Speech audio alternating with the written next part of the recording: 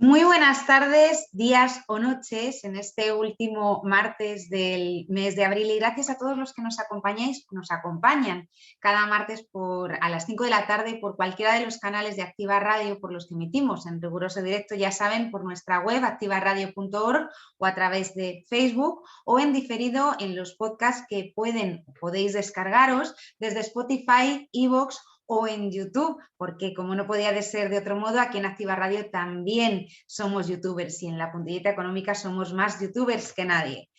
Hoy en nuestra Puntillita Económica nos acompañarán Javier Esteban, consultor de comunicación en GECOM, emprendedor y ex responsable de comunicación del antiguo Ministerio de Empleo y Seguridad Social, Enrique Jiménez, fundador de ICU University, y Susana Linares, presidenta de Exibed, Excelencia para la Calidad Educativa en Iberoamérica y presidenta del grupo SLG Formación. Con ellos vamos a hablar de la reforma laboral y de hacia dónde debe ir ese estatuto de los trabajadores del siglo XXI muy marcado por la digitalización. Pero antes les voy a leer un fragmento de lo que se publicaba el pasado día 23, el pasado viernes, en el Boletín Oficial del Estado. En el tercer párrafo del preámbulo de la Ley Orgánica 5/2021, en la que se deroga el artículo 315 del apartado 3 del Código Penal, que ya les explicaré más tarde lo que es, decía lo siguiente: con la crisis como oportunidad, desde la llegada del gobierno del Partido Popular en diciembre de 2011, se inició un proceso constante y sistemático de desmantelamiento de las libertades y especialmente de aquellas que afectan a la manifestación pública del desacuerdo con las políticas económicas del gobierno. El siguiente párrafo, y sigo leyendo, dice, la reforma laboral que prácticamente excluyó la negociación colectiva de los trabajadores y devaluó o directamente eliminó otros muchos de sus derechos, no pareció suficiente y por ello se reforzaron con ataques directos todas las medidas que exteriorizaron el conflicto, utilizando la legislación en vigor, como la Ley Orgánica 4/2015 de 30 de marzo de Protección de la Seguridad Ciudadana y el artículo 315.3 del Código Penal en el corto plazo, y trabajando en el medio plazo para desplegar un entramado de leyes que asfixian la capacidad de reacción, protesta o resistencia de la ciudadanía y de las organizaciones sindicales hacia las políticas del gobierno. Bien, bajo todo este entrecomillado, les traduzco lo que hay. El gobierno ha empleado el boletín oficial del Estado con fines políticos y yo diría que electorales para acusar al Partido Popular de desmantelar o de querer acabar con las libertades de los españoles. El texto, por cierto, va firmado por el rey, al que, en mi opinión, dejan a los pies de los caballos, puesto que, tal y como está redactado, se rompe con el estatus de neutralidad política que ha de regir la institución. Todo un atentado, insisto, esto es mi opinión, contra la democracia y la monarquía que se produce por el abuso de poder que el estado de alarma otorga a Pedro Sánchez y sus socios de Podemos, con Pablo Iglesias manejando los hilos desde Madrid.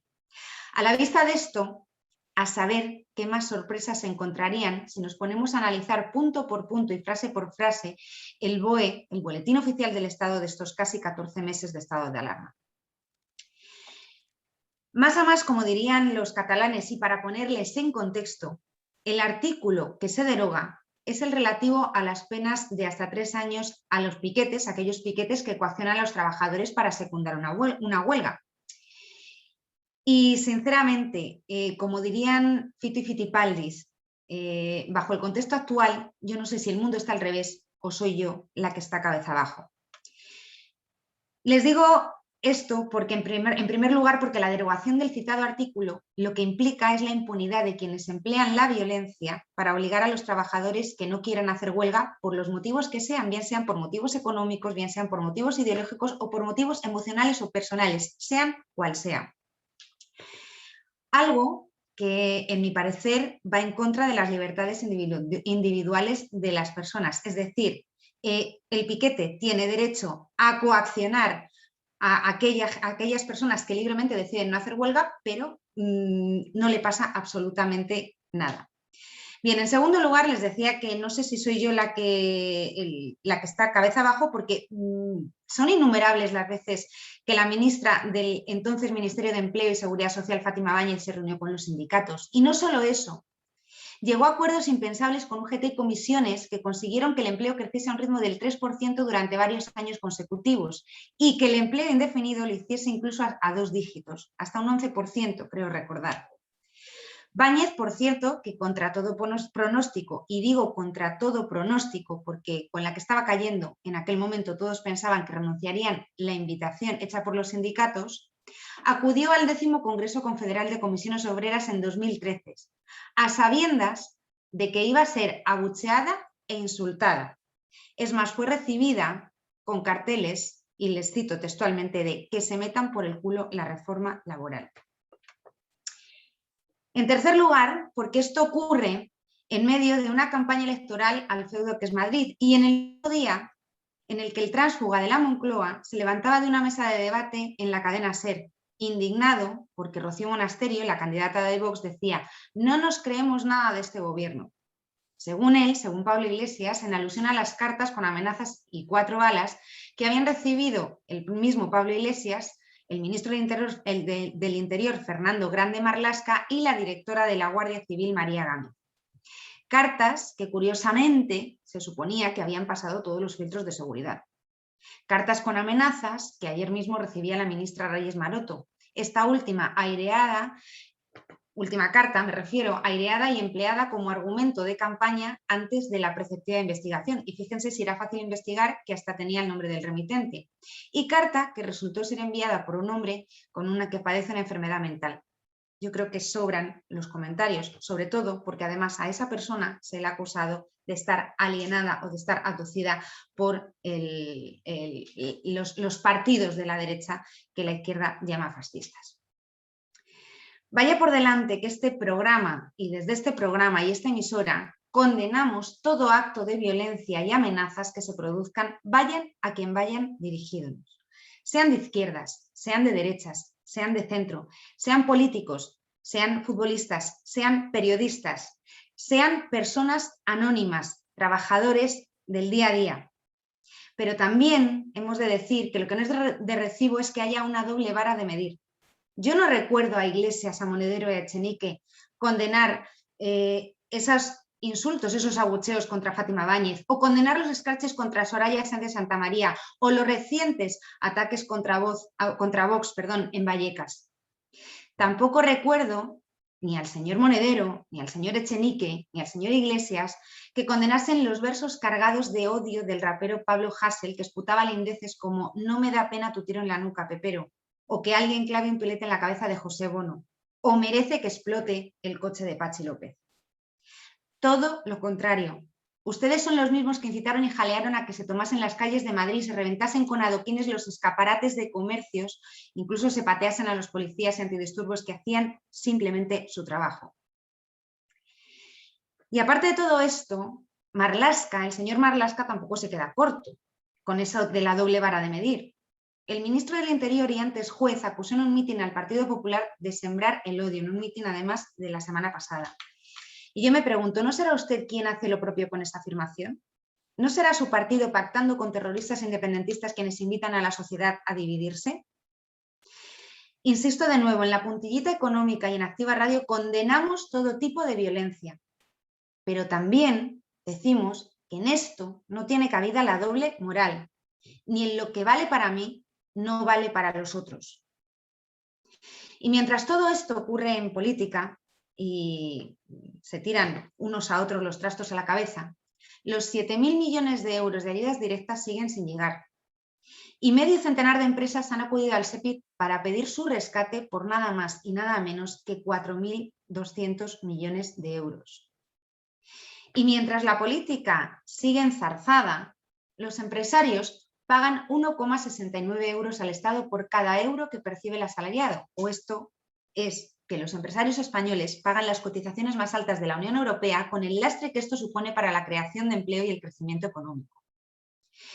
Y mientras los políticos siguen tirándose piedras a la cabeza, la deuda con proveedores sigue aumentando y el Banco de España publica un informe que deja al aire las vergüenzas de un mercado laboral que tras la crisis deja un 35% de los jóvenes menores de 30 años sin ingreso alguno, con lo que esto supone además para el sistema de pensiones, donde por cierto el gasto ha subido un 2,6% hasta alcanzar un récord de 10.136 millones de euros.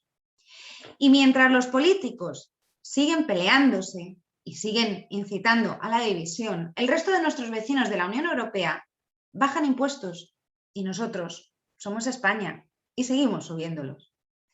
En fin, como les decía antes, en esta España a la deriva, yo no sé si el mundo está al revés o soy yo quien está cabeza abajo.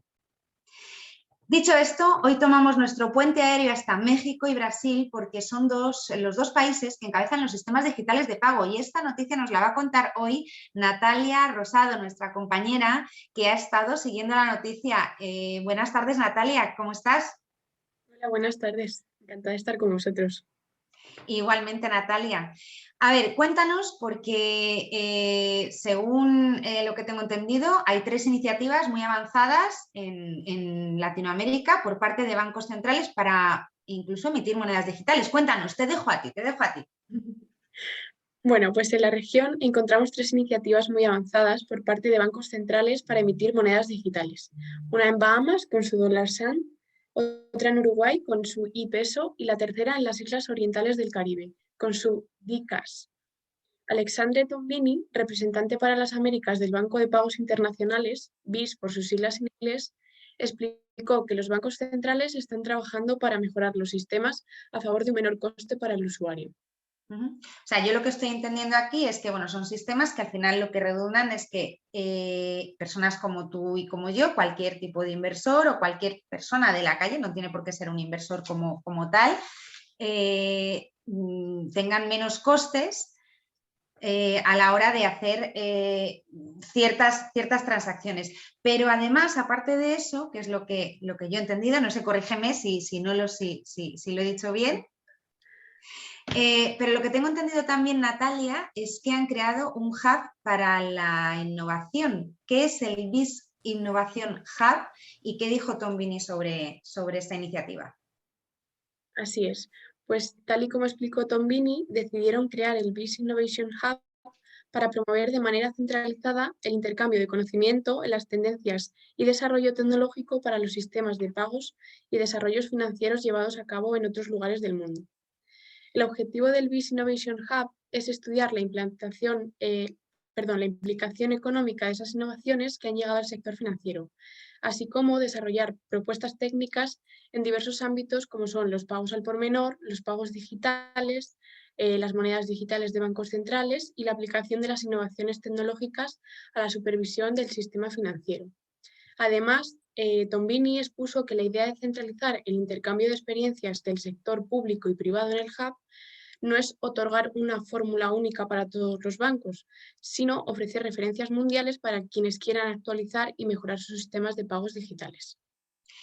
Y Natalia, cuéntanos, porque aparte del BIS Innovation Hub, lo que queda claro es que se ha abierto una ventana a las monedas digitales.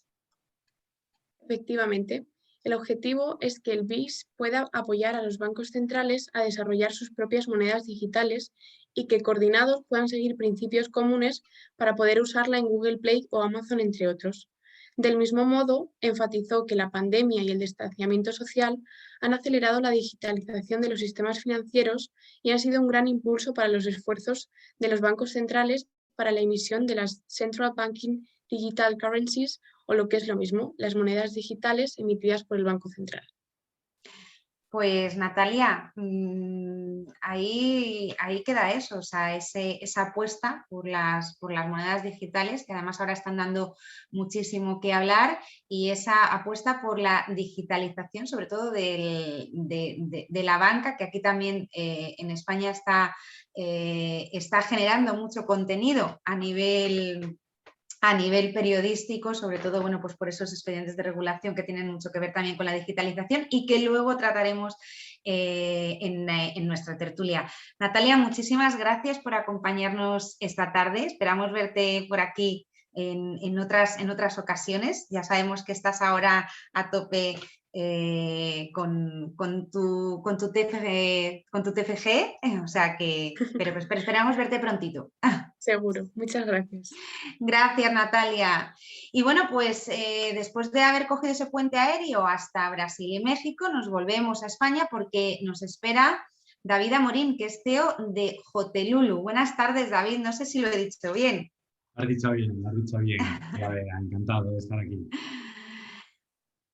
Es una plataforma de servicios cloud para empresas, algo que, bueno, estaba hablando antes Natalia de digitalización de la banca, que esto parece que es todo enorme, pero que realmente, o sea, es algo imprescindible no solo para las grandes empresas o para determinados sectores, sino para, en general, para todo tipo de empresas, las pequeñas, micropymes y además incluso de todos los sectores, no tienen por qué estar relacionados con sectores tecnológicos y financieros.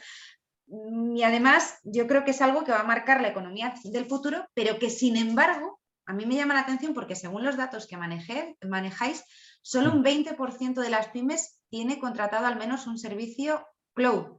¿Por qué estas tecnologías parecen estar tan alejadas de las pymes, David? Pues la verdad que aquí hay varios motivos. Siempre hubo, el primero, el que siempre viene ya de atrás, era un poco la incertidumbre, la desconfianza, la inseguridad, ¿no? Al final venimos de muchos años de estar acostumbrados a tener toda la información muy cerca de nosotros, ¿vale? Y esa toma de decisión de decidir que toda nuestra información de la empresa se va fuera, pues siempre ha costado mucho. Sí que es verdad que la pandemia ha provocado que este tipo de barreras se hayan desaparecido y ya la gente es más propensa a que esa información pueda estar en otro lugar, ¿vale? Con el objetivo de que todos podamos trabajar desde cualquier lugar, desde nuestras casas, y esa barrera principalmente sí que es verdad que se ha salido, se ha quitado, ¿no? Y la segunda, el cloud siempre ha sido caro. Es decir, el cloud, aunque sabíamos esas ventajas que estaban ahí, al final sacabas la calculadora, sacabas tus números y te salía más caro que, digamos, que el modelo tradicional, que es el modelo de tenerlo todo tú en tu casa. Entonces, digamos que esos son los principales motivos por el que la pyme se ha quedado atrás. Pero entiendo que esto, y aquí entra vuestra parte, la parte de Hotelulu, que esto está cambiando. ¿Qué beneficios o valor añadido puede aportar el cloud a una pyme o una micropyme en este caso? Y en vuestro caso en concreto, ¿cómo estáis ayudando vosotros a los negocios? Vale. Aparte de que te voy a pedir, perdona David, que me cuentes un poco cómo surge esta historia, porque seguro que es interesante, seguro que no. Sí, David. ¿David? Me parece que se nos ha cortado la conexión con David. David se nos ha quedado congelado. Bueno, vamos a intentar a ver si recuperamos la conexión con él. Mientras tanto, si os parece, no sé si queréis comentar algo vosotros pues de todo este tema de la digitalización o de la falta de servicios cloud, aprovechando ya a ver si recuperamos. Aquí está, David, que te habíamos perdido. Te habíamos perdido. No sé. Perdona. Nada. ¿Ahora? ¿Sí? Sí, ahora. Perfecto. De acuerdo, te preguntaba David te decía cómo ayudáis vosotros a los negocios, porque esto ahora mismo está cambiando, ya todo esto se está normalizando, yo creo que cada vez hay más concienciación, aunque quede todavía un camino importante por recorrer, pero Sí. ¿cómo ayudáis vosotros a los negocios? Y aprovecho también ya para que me cuentes tu historia. Vale. O vuestra historia, la historia de Hotelulu. Pues todo surge en el que nosotros veíamos que las pequeñas empresas son empresas que no disponen de un departamento de informática. Son empresas muy pequeñas que no tienen esa capacidad de poder tener personal cualificado. Entonces, lo que hacen estas empresas es subcontratar. ¿A quién subcontratas? Pues a la típica empresa de informática, por proximidad, por cercanía, a la que delegas todo lo que sería tu informática de tu empresa, ¿no? Estas pequeñas empresas de informática, al ir a trabajar con los grandes proveedores de cloud que todos conocemos, como puede ser Amazon, Microsoft, Google, se han encontrado con muchos problemas, ¿vale? Principalmente porque son plataformas complejas de administrar, complejas de vender, porque al final son productos que tenemos que pensar que lo están utilizando muchas empresas del IBEX 35 y queremos que también valga para una microempresa. Eso es imposible. Entonces nosotros lo que hemos decidido es crear una plataforma para esas empresas de informática que son los verdaderos administradores, son los que están al lado de esa micro y pequeña empresa, y lo que hemos intentado es hacer algo todo lo contrario a lo que hacen los grandes proveedores de cloud. Hacer algo muy sencillo. Nos basamos en la sencillez máxima. Entonces, lo que hacemos es que esas empresas de informática puedan ofrecer servicios cloud con su propia marca y con sus propios precios a sus clientes de toda la vida, basándonos en la sencillez. Y ahí es donde nosotros nos colocamos, ¿no? Y es lo que estamos viendo, que esa demanda ahora se está produciendo. Ahora esas empresas de informática económicamente les compensa porque tienen más margen de beneficio respecto al modelo tradicional. Se sienten cómodos ofreciéndoselo a su cliente de toda la vida, y todo basado en hacer algo muy sencillo, porque nos enfocamos solo a la micro y a la pequeña empresa. O sea, es decir, que vuestro target de clientes al final son empresas del sector de la informática. Eso es.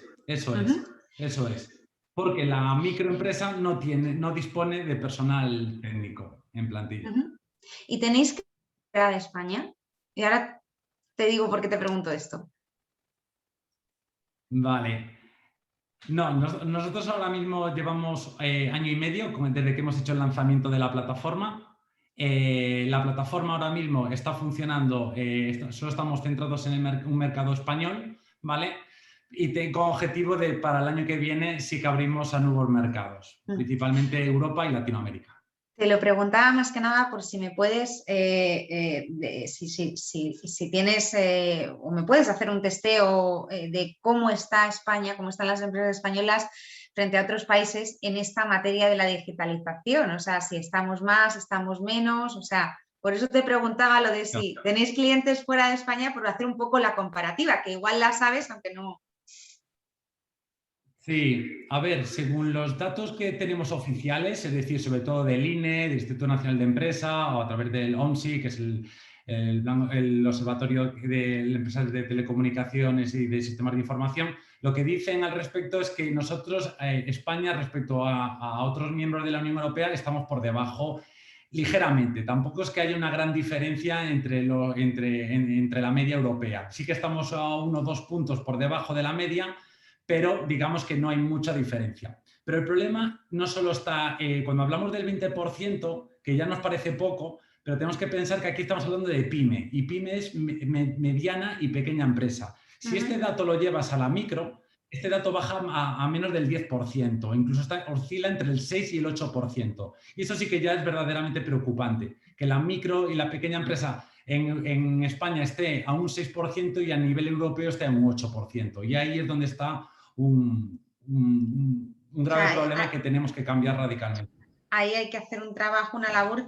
Yo no sé si esa labor tiene que partir un poco de la formación o ya no solo de la formación, sino de hacer también pedagogía y quitar ese miedo que muchas veces tienen las microempresas a las tecnologías, o a tecnologías como el cloud, que dices, es que yo esto lo dejo y no sé dónde está y a lo mejor se pierde por ahí. Claro.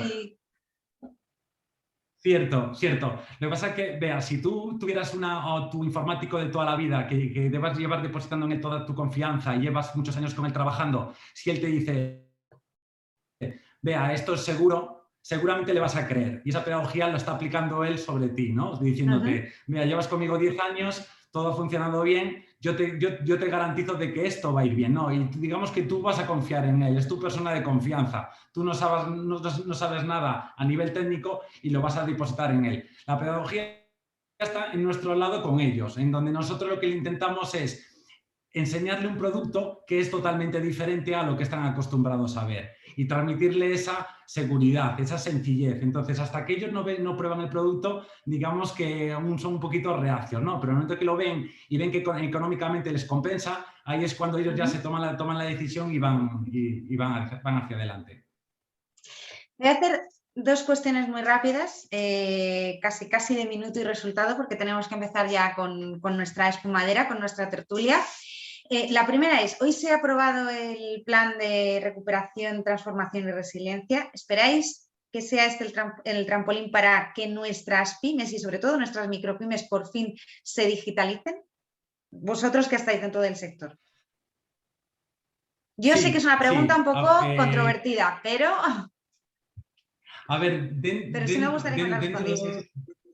Sí, dentro de este plan de recuperación, uno de los puntos principales es el que trata la digitalización de la pyme. Es decir, hay una partida muy importante en este plan de recuperación que queremos que la pyme se digitalice.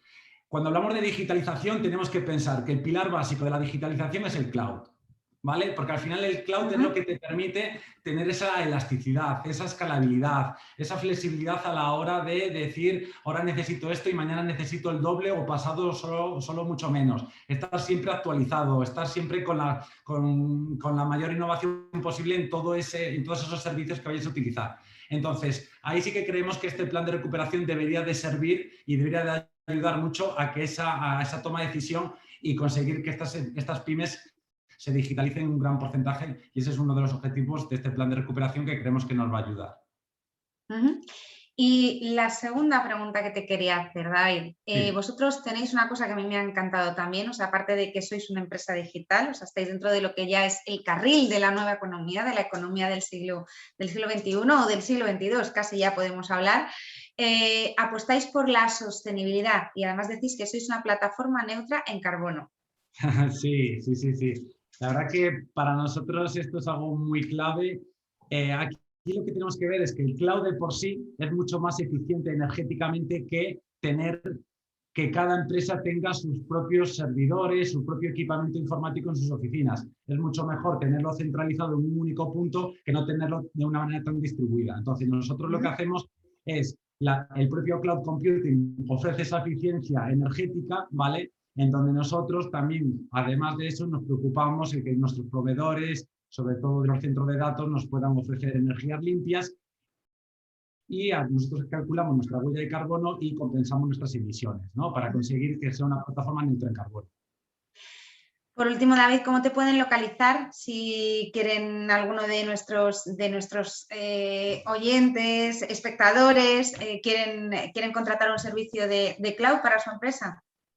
Por supuesto, pues mira, a través de nuestra página web en www.hotelulu.com, pues ahí ya tenéis toda la información y se pueden poner en contacto con nosotros.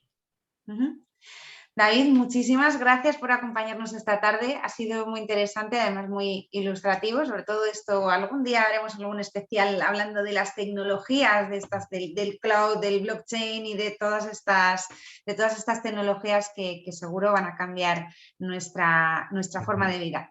Ya la están cambiando, de hecho. Gracias, David, por acompañarnos esta tarde. Gracias, chicos. Hasta luego. Buenas tardes, gracias. Bueno, pues ahora sí, bienvenidos de nuevo Javier Esteban, Enrique Jiménez Soler y Susana Linares. ¿Qué tal? ¿Cómo estáis, Javier? Muy bien, aquí andamos. Enrique, Susana, ¿todo bien? Bueno, bien, buenas tardes a todos. Sí, todo bien. Todo bien, pese a la que está cayendo. Pese a la que está cayendo. Todo bien que se puede estar. Y esperando a las 9 que empieza el Chelsea. Sí. Ahí los madridistas, que os sale la... Pero bueno, hoy no vamos a hablar de fútbol como la semana pasada. Yo no sé si en primer lugar... Mejor. Hoy mejor. Yo no sé si en primer lugar queréis hacer algún comentario sobre lo que se podría definir, como yo lo defino, la malversación del BOE con fines electorales, a la que me he referido al principio del programa. No sé si queréis hacer algún comentario. Podría hablar mucho. porque además, como tú sabes, yo en esa historia que has contado de los abucheos y Estuviste. del diálogo social estuve en primera línea. Pero bueno, yo creo que a mí la verdad es que yo no voy a cuestionar el tema de la ley de la derogación de la legislación sobre piquetes. Yo creo que es algo que ya, vamos, eso no era ninguna sorpresa, ya estaba negociado, ya estaba más o menos aprobado por el Congreso, lo cual no era exactamente una novedad. Lo que sí ha sido una novedad ha sido la forma en la que redactan el BOE. Es decir, es un documento que firma el rey.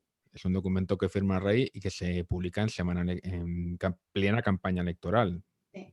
Por menos de esto, ya muchas veces llaman a la Junta Electoral. Quiero decir, a mí me ha sorprendido sobre todo porque es un texto que, vamos, no tiene precedentes y tú, como sabes, yo me he leído miles de páginas del BOE en 15 años. Entonces, la verdad es que me sorprende que sean capaces de hacerlo así. La verdad es que me parece una torpeza. Pasó desapercibido porque coincidió con el día de las cartas, de las cartas con amenazas. Y yo creo que por eso no he ido a mucho más, pero la verdad es que me parece que es una forma de demostrar un uso bastante, no del BOE, sino de lo que es la administración, no dividir entre lo que es la administración, lo que es el gobierno y lo que son los partidos políticos. Me parece que eso es muy grave. Hay una cosa que se llama separación de poderes.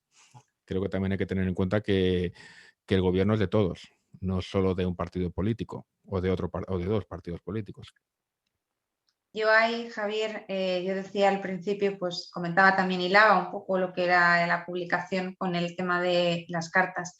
Yo no sé, y esto es una opinión mía, insisto, si tirar de la teoría de las, no de la conspiración, pero sí de las raras o extrañas coincidencias, como aquella extraña pareja de la película, en la que las cartas curiosamente a lo mejor se han utilizado o esas cartas se han utilizado para acallar lo que precisamente se había publicado en el web. No lo sé, o sea, yo quiero pensar que no ha sido así, pero me parece muy grave y estoy de acuerdo contigo con que, vamos a ver, yo decía antes que a la monarquía la deja a los pies de los caballos. Yo no sé, porque claro, el texto lo tiene que firmar el rey, sí o sí. Y al final Bueno, lo que está haciendo sí, eso es la verdad romper es con la que neutralidad, o sea, es que está posicionando, insisto que esto es mi opinión, está posicionando al rey en contra, en cierto modo le está posicionando en contra de un partido político y el principio de neutralidad es básico. O sea, esto insisto que es mi opinión. Hombre, lo que tampoco puedes hacer es hacer lo que hubiera sido un tuit de Chenique, convertirlo en el preámbulo de una ley. Ya. Eso para empezar.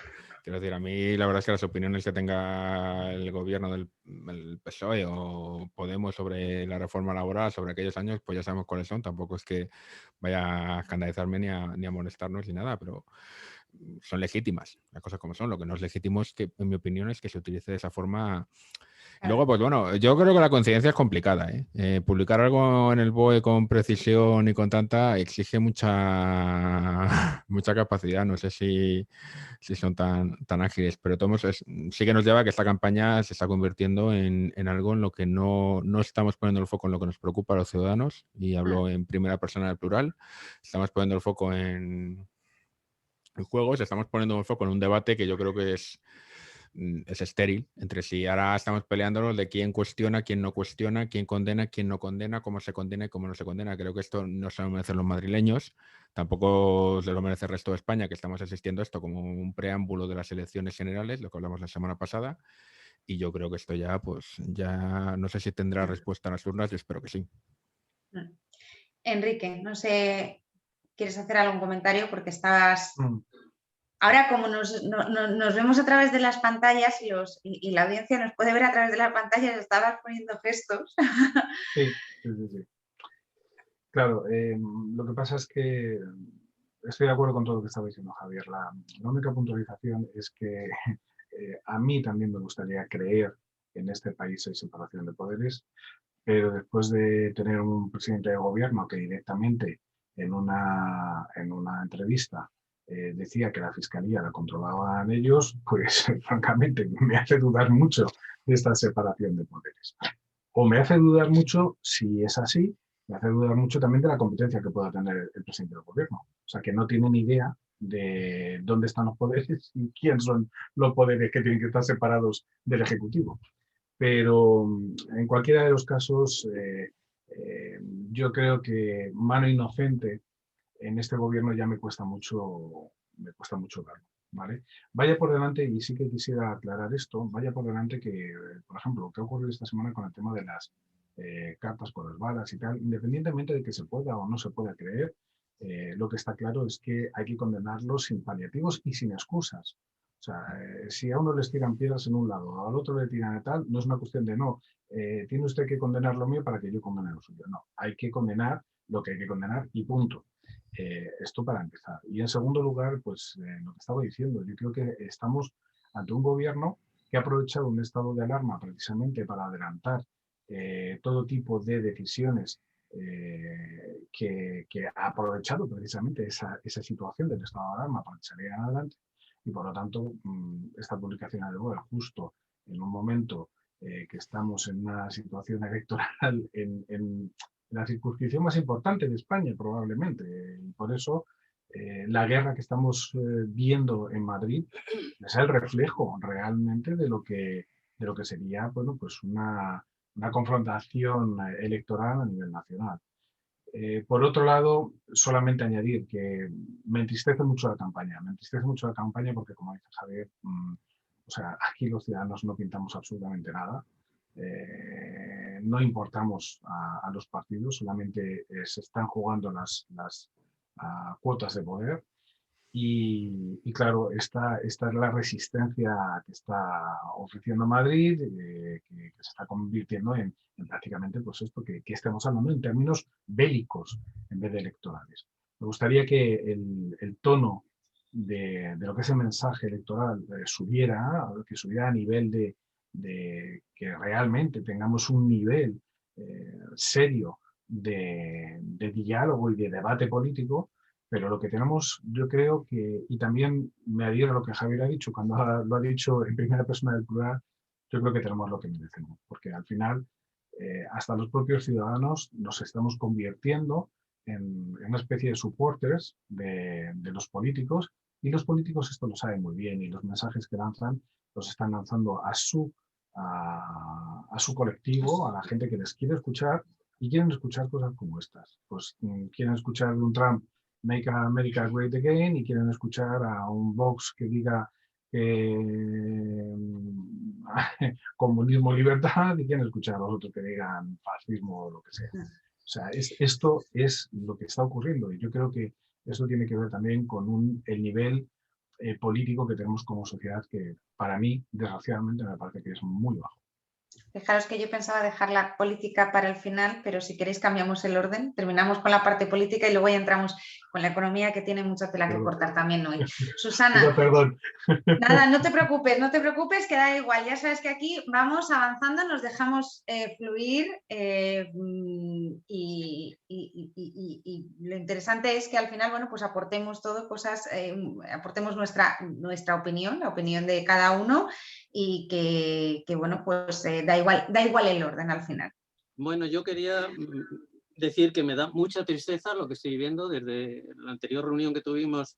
Ya comenté que si esto eran elecciones a Madrid o eran elecciones generales, esto se ha convertido en una guerra. Da pena ver todo lo que yo me trae recuerdos de la época mía de activista por una lucha que se llama la democracia en España. Y recuerdo todos esos momentos. Recuerdo cuando se sacó el Estatuto de los Trabajadores el 10 de marzo de 1980, y de verdad, esto da un cambio, y es que volvemos otra vez a tener que salir otra vez a las calles, a pelear otra vez por la democracia real, porque esto que tenemos es algo menos democracia. Esto es sacar otra vez el pegarnos los buenos contra los malos, los de rojos contra los azules. Yo no entiendo nada. La democracia es otra cosa. Es que si no me gusta tu programa, en el siguiente voto otra cosa y cambio. Pero es que yo no sé ni cuál es el programa de nadie, porque se están pegando, mandando hasta cartas criminales por todos los lados. Por cierto, que hay que condenar toda la violencia, pero digo toda. No solo la de las cartas, la de los ladrillos de voz, los scratches, todo es violencia. Estamos llegando a unos límites que Podemos, desgraciadamente, esto ya lo sabíamos hace tiempo que iba a ocurrir, porque yo a Podemos, al señor Iglesias y a lo que hicieron en la Complutense cuando daban clases, esto yo ya lo veía venir, desgraciadamente, y se está corroborando que a estos les importa muy poco la democracia, lo que quieren es conseguir una república. Lamentablemente, que a lo mejor también es viable, pero hay que lucharla con el habla, con formas de democracia, no otras cosas criminales que rayan otras cosas. Pero en esto al final, o sea, yo la pregunta que me surge a todo esto, porque claro, lo que estamos viendo yo para mí es inaudito. O sea, yo lo que, desde luego, lo que no, cuando ves todo esto, dices, esta es la herencia que vamos a dejar a nuestros hijos. Los que, o sea, y me da verdadera vergüenza ajena, o sea, lo ves como espectador y dices, ¿de qué se está hablando? O sea, lo que estás fomentando con esos discursos de odio, de tú eres un fascista, tú eres... al final lo único que estás fomentando es la división. Sí. O sea, habíamos llegado a un momento en el que yo creo que teníamos una sociedad que, bueno, más o menos, o sea, podríamos tener en una época, yo recuerdo en mi época pues, de estudiante, cuando estudiaba en la universidad, que decías, bueno, pues más o menos todos nos respetábamos, teníamos nuestras ideas, lo que tú decías, Susana, o sea, yo recuerdo que dices, jolines, pues estoy de acuerdo con este programa político, estoy de acuerdo con estas ideas, vale, le voy a votar, pero si me decepcionan, pues cambio y no pasa absolutamente nada. O sea, yo creo que era una época de concordia, la época que viví yo como estudiante. Beatriz, de la canción Libertad, libertad, sí. ira, libertad. Pues ahora es todo lo contrario, tenemos ira. Todo lo contrario, o sea, yo ya te digo que he visto un deterioro, una involución brutal en todo esto. Y la pregunta a la que iba, que he dado 1000 vueltas para llegar a la pregunta, ¿creéis que hay ganadores y perdedores en todo esto? ¿O al final los perdedores somos la sociedad que estamos tolerando, o no, bueno, sí, tolerando o aguantando? No tolerando, yo creo que estamos aguantando. Hombre, yo creo que el ganador es, uno de los ganadores es Vox, que le están haciendo la campaña. Vox es un partido que juega a la indefinición y las cosas como son. Entonces, todo este discurso demonizador que sale el PSOE, que sale el Podemos, le beneficia, le refuerza de cara a su electorado, le convierte en una alternativa hacia un montón de gente que no ve alternativa en otros partidos. En este discurso, pues yo creo que te puede gustar más o menos, pero es lo que funciona. Podemos estar jugando esa polarización también. El PSOE se ha sumado a esa polarización tarde, pero es verdad que, oye, la verdad es que también es que si analizamos un poco la campaña, yo veo una campaña muy, muy floja de propuestas, como habéis dicho, muy, muy vacía de propuestas y solo va a beneficiar a los partidos de ruido, que en este caso son Podemos y Ciudadanos. Y en este caso, PP, que también tú has citado antes, Enrique, el lema de comunismo y libertad, que es la Ayuso, pero es que también ha jugado esa baza. Entonces, si ya incluso la presidenta saliente o entrante, según el resultado electoral, ya viene con ese enfoque, creo que esta campaña ha sido una declaración de guerra desde el principio. También es verdad que recordemos de dónde viene. Viene de una salida, de una jugada política que ni siquiera ha cuajado en una comunidad autónoma y viene de una jugada política que no tiene ningún interés para los ciudadanos, ni para lo que estamos sufriendo, ni para la situación económica que muchos estamos sufriendo, ni para la coordinación por la pandemia. Son un interés electoral de 2 partidos políticos, bueno, 3 o 4. En ese sentido, yo creo que el que sí que va a perder de todos modos es Ciudadanos. Porque yo creo que la campaña de Val te puede gustar más o menos. Yo creo que aquí, personalmente, yo creo que se van a estrellar. Lo puedo decir hoy que falta una semana para votar, pero yo creo que van a ser los grandes perjudicados, seguidos seguramente de Gabilondo, que está dando unos trasteos. Yo creo que el discurso de ayer de la persona que había sobre la persona que había amenazado a Reyes Maroto no le pega a él, no le pega ni siquiera, creo que se lo llegará a creer. Yo creo que es algo que Gabilondo te puede gustar más o menos, pero es una persona que tiene una cierta solvencia intelectual y una cierta solvencia retórica. Yo creo que ayer patinó. Yo estoy de acuerdo contigo, Javier, completamente de acuerdo contigo.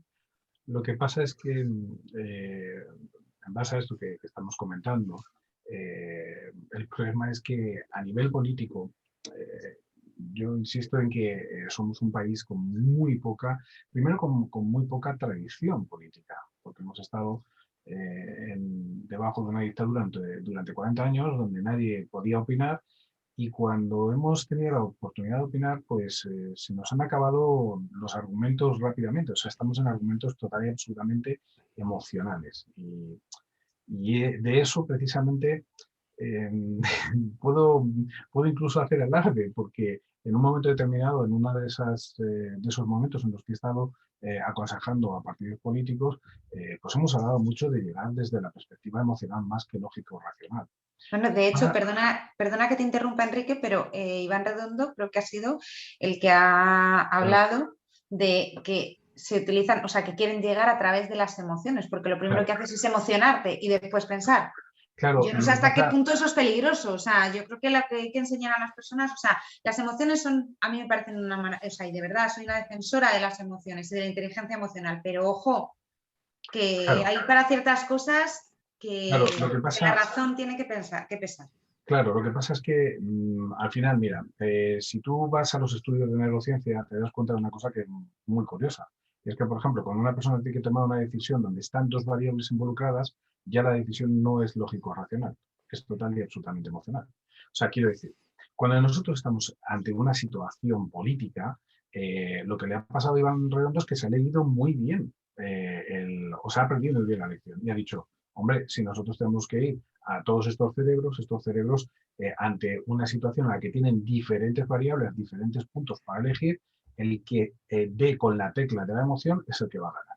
Lo que pasa es que esto nos aleja, esto es un suicidio intelectual, es un suicidio lógico-racional. Como además no hay base detrás política, pues entonces, claro, nos encontramos a alguien como Ángel Gabilondo, como decía Javier, que podríamos considerar una persona culta, una persona con cierto bagaje intelectual, pero que se acompaña en su campaña de Jorge Javier Vázquez, que al fin y al cabo lo que está haciendo es, oiga, miren, el tío que más lo ven en España con su programa, pues ustedes tendrán que votar a gente como este, ¿no? Que es al que le sigue. O sea, al final es que está vacío, el contenido está vacío. No se debate de política.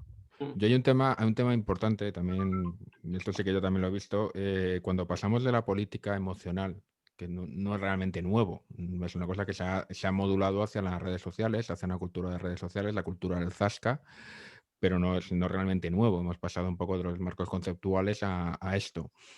Pero muchas veces cuando se modula ese discurso funciona bien, yo creo que es muy eficaz en un momento de tensión, pero no en el momento en el que hay algo que te distraiga. Yo lo digo porque en 2012 recuerdo, ese discurso funcionaba muy bien, el discurso emocional se pensaba que era el paradigma, se intentó apelar al discurso emocional, intentó apelar el PSOE en las elecciones de 2011 al discurso emocional, la tradición de que viene tal, se estrelló estrepitosamente.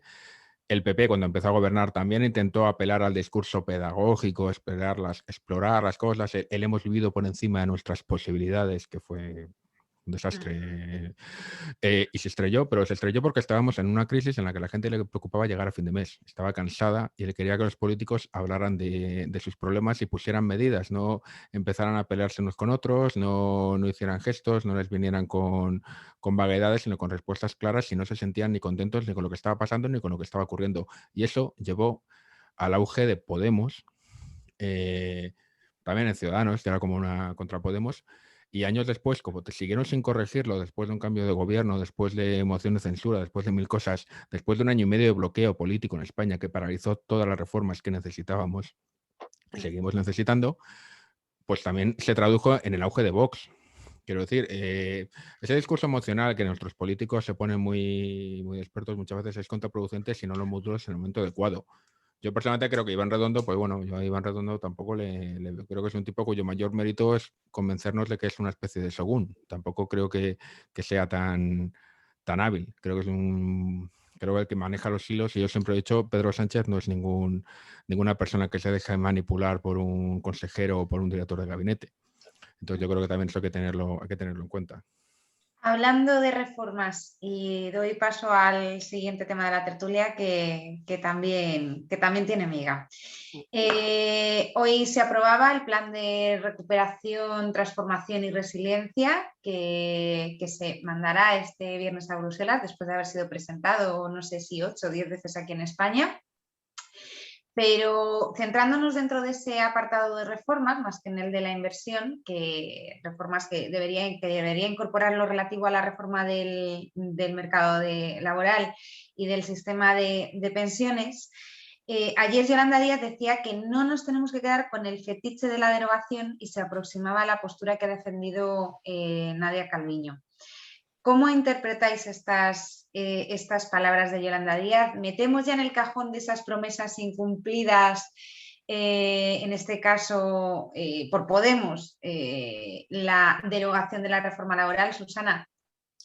Pues yo diría que sí, que la reforma laboral, como ya he visto tantas, pero vamos, esta última creo que va a ir al cajón desastre. Creo que Europa pide otra cosa. Y ya veremos a ver si cuando nos den ese dinero, Europa no nos obligan a reforma laboral seria, a las jubilaciones, los contratos laborales, un montón de cosas que no sé si la vamos a poder cumplir y de dónde va a salir tanto dinero luego para devolver, porque posiblemente tengamos que devolver todo lo que nos van a dar. Con lo cual, pues me temo muy mucho que no estamos ahora mismo, ni los empresarios ni nadie, con idea de cambiar esta reforma laboral tal como la quiere la señora Yolanda. Más bien será lo que diga la Calviño y con ese pacto con Europa que sabe Dios cuál será, porque que yo sepa no se ha debatido tampoco en el Congreso nada de esto que se va a presentar a Europa. O sea que no sabemos tampoco por dónde va. Sí sabemos que quiere Europa una serie de cosas, pero aquí no se ha debatido absolutamente nada. Y son temas importantes que nos atañen a todos, porque el mercado laboral nos atañe a todos, las pensiones y las jubilaciones me atañen inclusive a mí, que ya estoy jubilada, y los jóvenes... No lo parece, Susana. ¿Verdad que sí? Con 67. Si es que yo ya he vivido muchas cosas, por eso te lo he dicho, porque fui sindicalista en aquella época con Marcelino Camacho. Oye, peleando por de sindicatos os voy a preguntar ahora después también, bueno, de sindicatos. Y digo yo, ¿y por qué también ese plan juvenil de formación? Que están los pobres por ahí que no se sabe qué va a hacer con ellos ni el trabajo que van a tener en el futuro. O sea, son tantas cosas, pues no sé qué más contaros, que lo veo muy complicado todo, muy complicado. Enrique, no sé lo que pensarás tú. A mí, gracias por darme paso, Susana. Mira, yo, lo primero es que me hace mucha gracia los títulos. O sea, lo de la resiliencia, que me hace una gracia que de verdad que no puedo.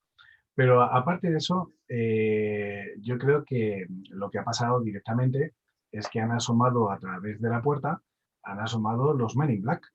Han llegado, han asomado a la nariz y han dicho, ¿se acuerdan ustedes lo que pasó con un país llamado Grecia y con un partido llamado Syriza y un señor Tsipras que quería hacer unas reformas en las pensiones y en el trabajo y quería derogar las leyes y quería hacer de todo? ¿Se acuerdan ustedes de eso? Pues deben de recordar también cuál fue el resultado. Y el resultado fue que o se adaptaban o estaban fuera. O estaban bajo la vigilancia de los Men in Black. ¿Vale? Así que independientemente de que venga la gente J o el agente X, el que sea, lo que está claro es que el gobierno le ha visto las orejas a los Men in Black. Y han mirado a Europa, Europa les ha llegado y les ha dicho, pero vamos a dejarnos ya de tontas o algo, porque es que no podéis estar con esta tontería instalada. Y yo creo que al final lo que ha ocurrido es que cuando tú llegas y estás en labores de gobierno, la realidad es muy distinta a lo que tú prometes en un acto electoral, en un meeting donde te vienes arriba y te da por decir cualquier cosa.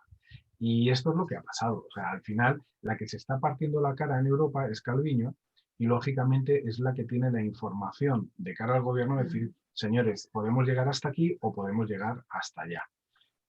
También es cierto que el perfil, en este caso, de la ministra de Trabajo, es un perfil dentro de Podemos más moderado y probablemente es una mujer que está más abierta al diálogo. Esto más o menos dicho por los diferentes actores sociales, o sea, tanto los empresarios como los sindicatos sí que han reconocido esa capacidad de la ministra para negociar o por lo menos para tener ese diálogo. Y yo creo que en este sentido, pues lo que ha hecho es tener que tirar hacia atrás y decir, bueno, no nos volvamos locos, no hablemos de derogaciones, hablemos de reformas, veamos qué se puede negociar y veamos hasta dónde podemos llegar. Si esto fuera así, perdona un segundo y con esto termino, si esto fuera así, realmente es donde podríamos decir que ahí es donde podríamos encontrar algo de altura de miras, pero me temo que es parte de lo que os decía, de esta gente desde Bruselas que está diciendo, a ver dónde vais. Fijaros que ahí se me ocurre que esto puede tener también mucho que ver con la estrategia política, porque la promesa la hizo Pablo Iglesias, vamos a derogar la reforma laboral. Pablo Iglesias se quita del medio, deja a Yolanda Díaz, que Yolanda Díaz al final no son votos que pierde Podemos y no incumple la promesa Pablo Iglesias, la cumple Yolanda Díaz. Pero bueno, hecha esta reflexión, Pero que no sé si... hay un factor interesante a tener en cuenta. Aquí se Sí. habla mucho nos gusta mucho, ¿no? El relato de los frentes, ¿no? De Calviño contra Podemos, Yolanda Díaz contra Calviño, Nadia. No, Yolanda Díaz se fue la semana pasada a Bruselas. Y se Sí, fue a reunir con Bruselas y estuvo. han salido muy contentos. Yo creo que Yolanda Díaz, que aparte de ministra de Trabajo, va a ser la líder de Podemos. Y como tú bien acabas de decir, es mucho más, yo creo que tiene más cabeza. Además, viene de una escuela política diferente. Ella es laboralista, ella no es profesora universitaria que ha hecho 4 historias. Se le nota mucho incluso en la retórica.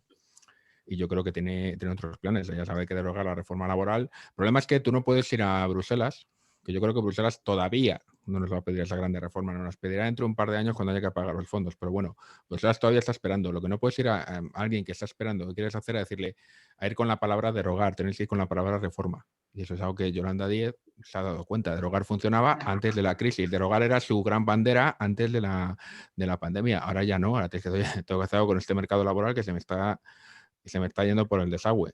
Entonces yo creo que esa es su jugada política. Yo no pensaría que solo es que Calviño ha ganado.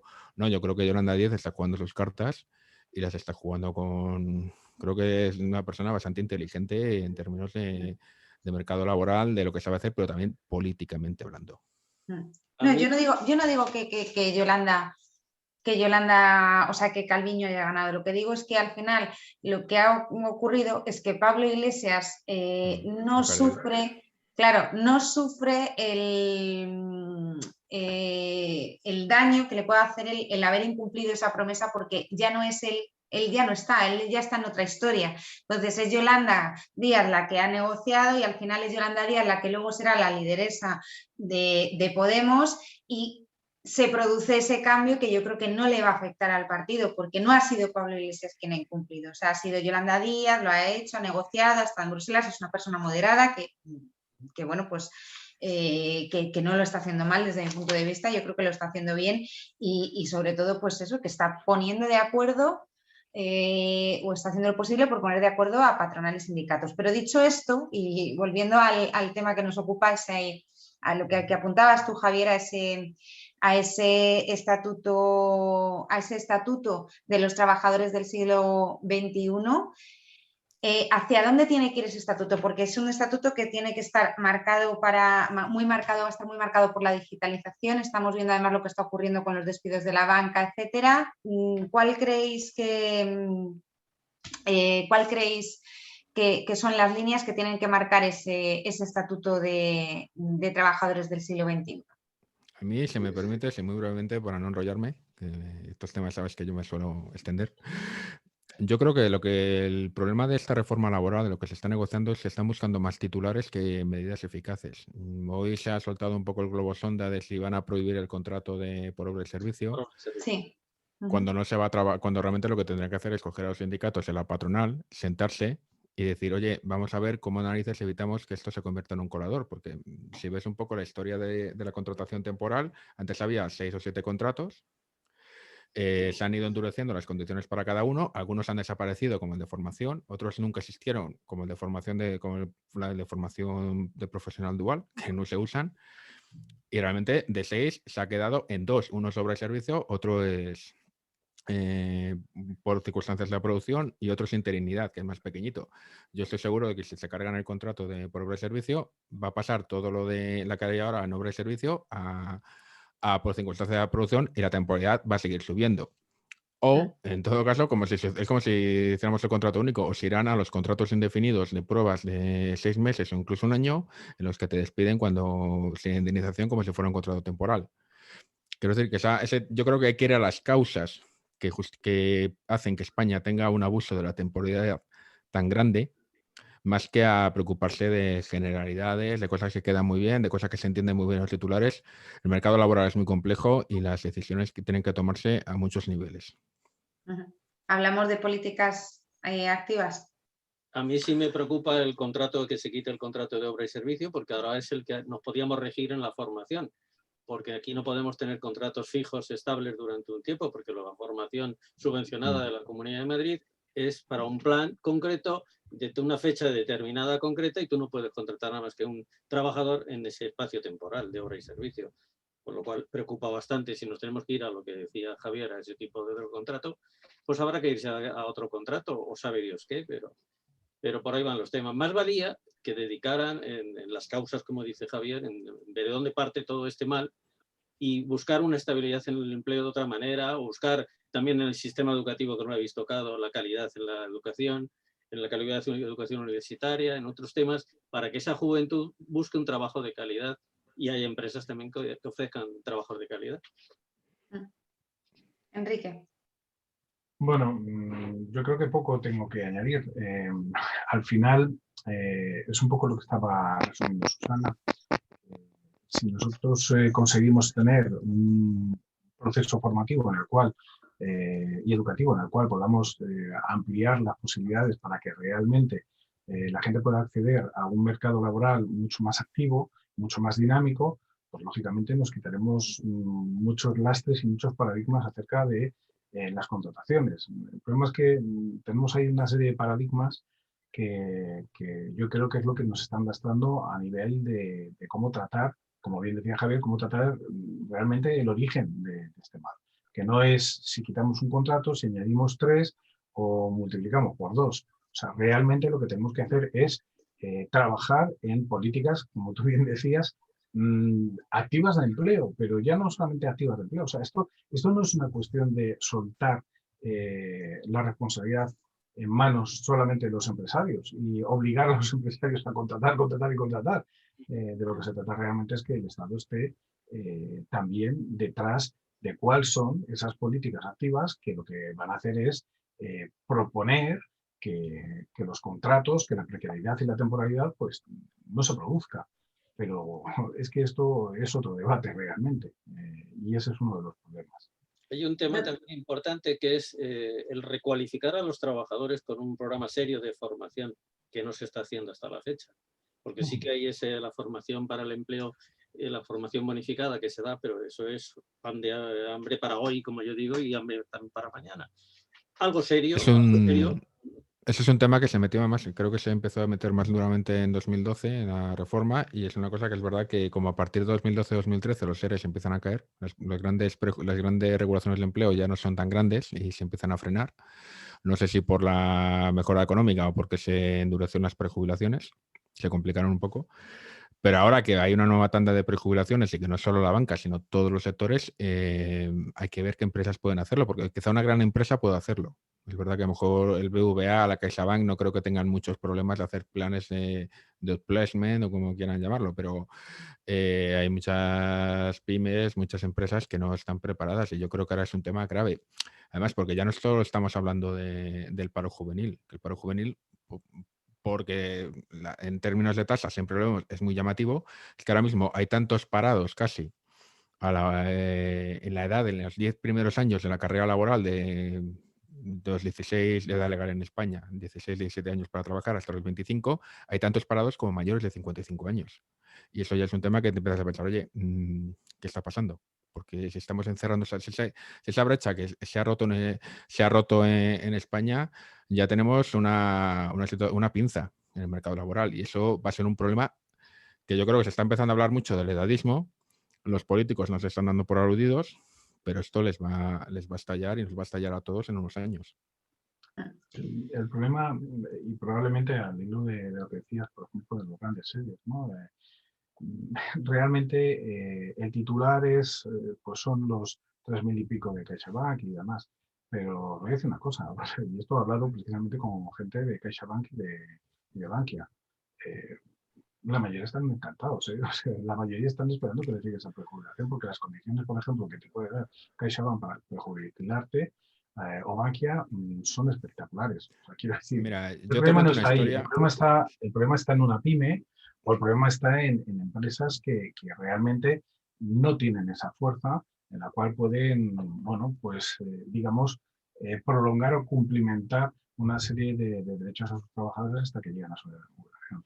Mira, yo me acuerdo cuando en 2013 se retrasa la edad de jubilación. Bueno, no se retrasa, sencillamente se dice, oye, se aprobó retrasar la edad de jubilación a los 67 años, la edad de la jubilación anticipada también tiene que retrasarse, porque la quería mantener en 63, pues dijeron, la vamos a subir a 65, ¿vale? Eso pues en un proceso de un mes tal.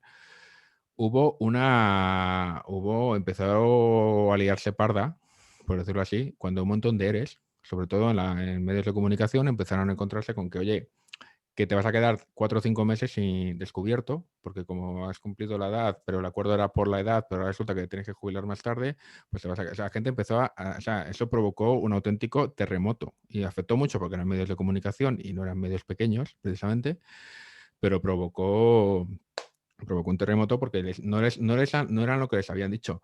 Yo no sé si a las personas que ahora están encantadas con las prejubilaciones, a lo mejor piensan que son las prejubilaciones de hace 10 años. También lo digo porque es un factor que a veces hay mucho mito sobre las prejubilaciones. Es verdad que en la banca, pues, oye, las prejubilaciones son ventajosas y es verdad que hay mucha gente que, vamos, yo creo que todos los que conocemos a alguien en un banco nos hemos encontrado con lo que dice Enrique, pero también hay que tener en cuenta que dos cosas, que en las grandes empresas tampoco va a ser tan maravilloso. Ya, pero si no damos entrada a los jóvenes al mundo laboral, no adelantamos nada porque no hay quien Bueno, pero cotice. eso funcionaba, sí, pero es que Claro. eso...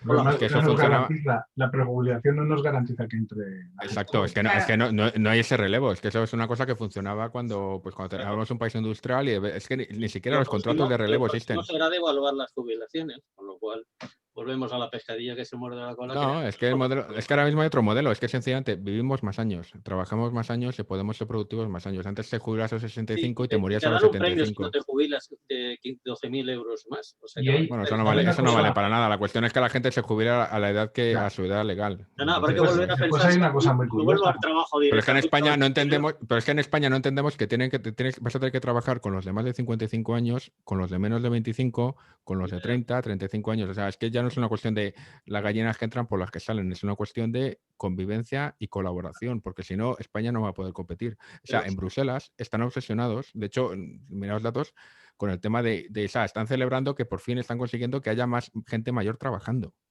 ¿Pero pensáis que en España hay un tejido empresarial que pueda acoger a la gente o solo nos basamos en la hostelería? Claro, no, pero yo creo que, y Susana, supongo que en esto vas a estar totalmente de acuerdo conmigo, hay una cosa que también se llama expertise. O sea, la expertise, con las prejubilaciones estamos perdiendo, en muchas empresas estamos perdiendo expertise.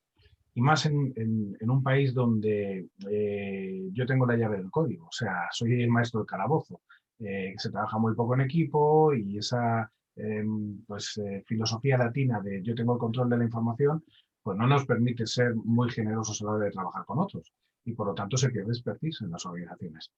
La buena noticia es que muchas de esas personas que se van a prejubilar, buena noticia en un sentido, mala noticia para los que nos dedicamos a la consultoría, pues es que van a aparecer 3.500 consultorios nuevos en el mercado, porque al final es una forma de mantener esa expertise en las grandes organizaciones sin necesidad de tener los costes laborales y sin necesidad de tener las obligaciones legales.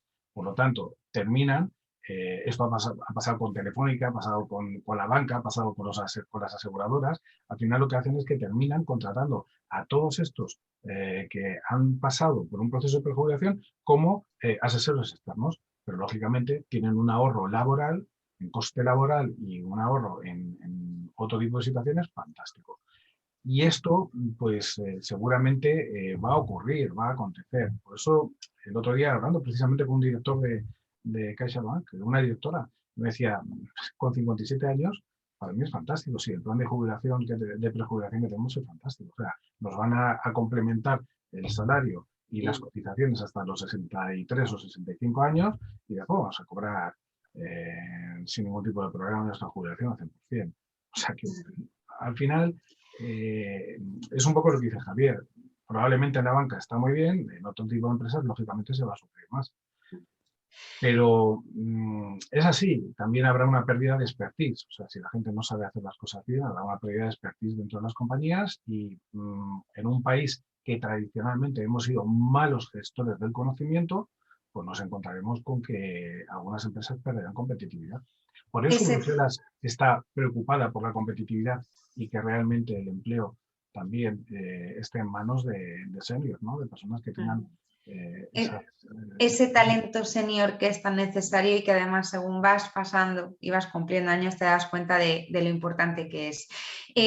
Javier, en medio minuto, ¿qué podemos encontrar hoy, esta semana o estos días en tu LinkedIn de nuevo? Que a mí me encanta además con esos gráficos dinámicos que, con lo que lo ilustras.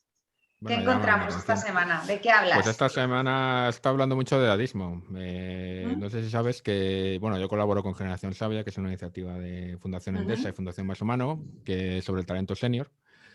Y esta semana se ha propuesto que el día 30 se convierta en el Día del Talento Senior. Es una... Fenomenal.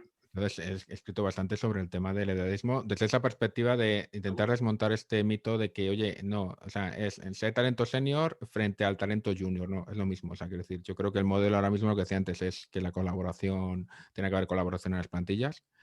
Si no, no vamos a aprovechar esa economía del conocimiento que dice Enrique, vamos a despreciar toda esa experiencia, todo ese talento, no podemos desaprovecharlo, ni por nosotros ni por los nuevos trabajadores.